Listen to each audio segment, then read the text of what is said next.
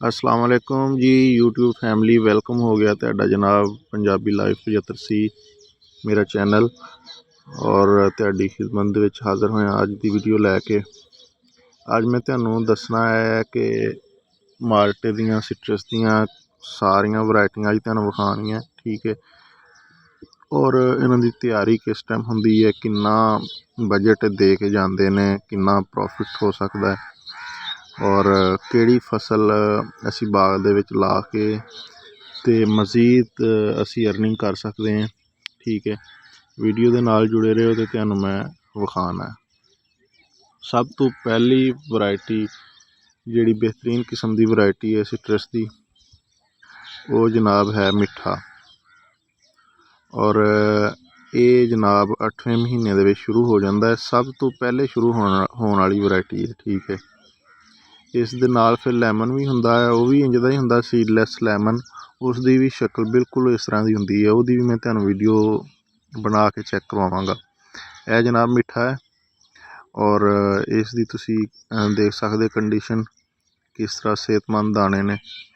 इस दफ़ा मिठे की फसल बहुत ज़्यादा ना ड्रॉप हुई है, बहुत ज़्यादा घिरिया है। वजह यह कि गर्मी दे विच जिहड़ा बंदा पानी थोड़ा लांदा है ना, वो पौधे तो अच्छे नज़र आते हैं लेकिन उन्होंने नाल फल नहीं रहिंदा है। देखो ना फल शल माशाल्लाह ठीक है। और इसकी मकसद है कि सेल भी जल्दी हो जाती है, व्यापारी और मालक जल्दी बाग तो फारग हो जाता है। और देखो मज़े की गल यह है कि फल बहुत ज़्यादा ज़बरदस्त है जिहड़े पौधों नूं है, लेकिन ये भी उन्होंने बंदियां दे जिन्होंने पानी शानी टाइम ते खादा शादा पाइयां ने, ठीक है। अच्छा, इस तो बाद जनाब तुहानूं जिहड़ी वैरायटी विखानी है ना, वैरायटी तो तुसीं वेखियां होणियां पहले, शायद इंज दे पौधे तुसीं वेखे होण, लेकिन अज दी वीडियो मेरी दे विच वेखो अंजीर। यह कोई बाग नहीं है अंजीर का, लेकिन ना ये साइडां ते पौधे लाए इन्होंने मालकां ने अपने घर ते खाण वास्ते।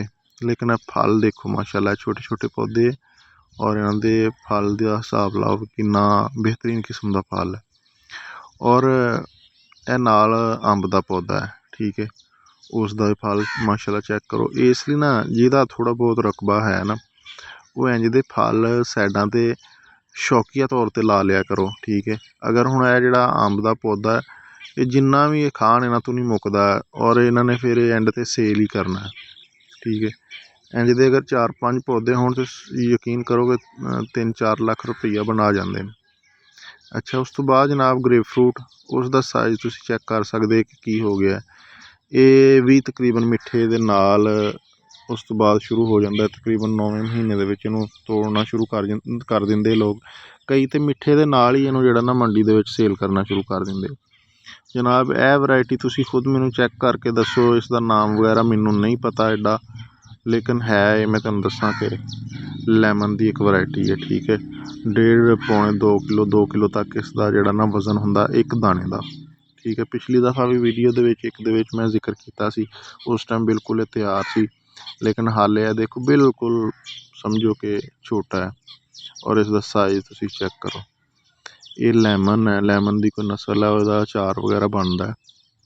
मैं खुद खादा है अचार, बड़ा मज़ेदार हुंदा है।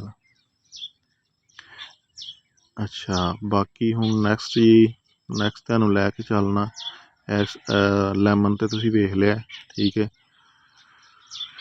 अगे मौसमी शकरी फ्रूटर वगैरह किन्नू ਉਹਦਾ भी तुहानूं चेक करवाना। उस तो पहले जनाब तुहानूं यह फ्रूट विखाण जिहड़े जनाब अपने लइया पक्खर दे विच आम हो सकते। यह देखो जी, यह खजूर का बड़ी ज़बरदस्त वैरायटी है। पिछली दफ़ा जो तैयार सी ना, उदों खा के चेक की सी, ठीक है। हुण खजूर भी लगी है, अंब का पौधा भी है, ठीक है।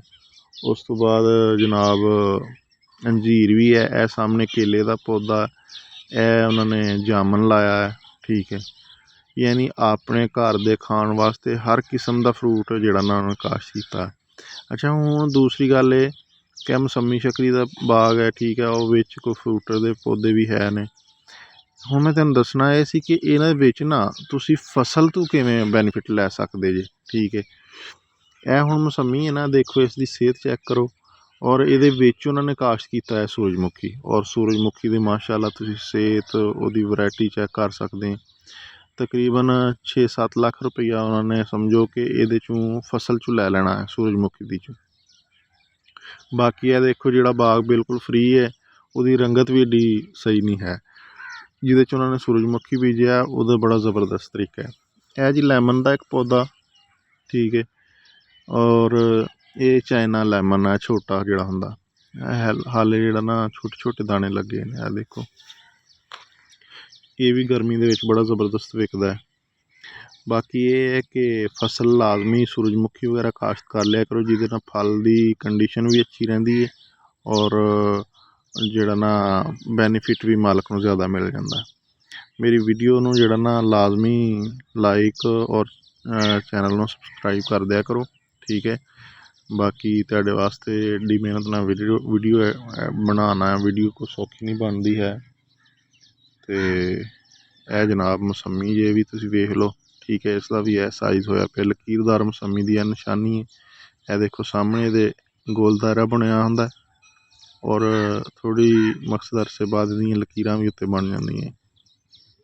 ਇਹਦੇ ਵਿੱਚ ਵੀ ਕਈ ਵਰਾਇਟੀਆਂ ਨੇ, ਠੀਕ ਹੈ। ਇਹ ਹੁਣ ਇਹਦੇ ਵਿੱਚ ਵੀ ਉਹਨਾਂ ਨੇ ਫਸਲ ਕਾਸ਼ਤ ਕੀਤੀ ਔਰ ਇਹਦੀ ਰੰਗਤ ਪਿਛਲੇ ਸਾਲ ਨਾਲੋਂ ਬਿਹਤਰ ਹੈ, ਠੀਕ ਹੈ।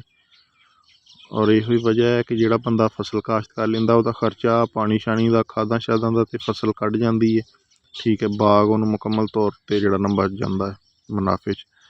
ਬਾਕੀ ਠੀਕ ਹੈ ਫਿਰ ਜੀ, ਅੱਲਾ ਹਾਫਿਜ਼।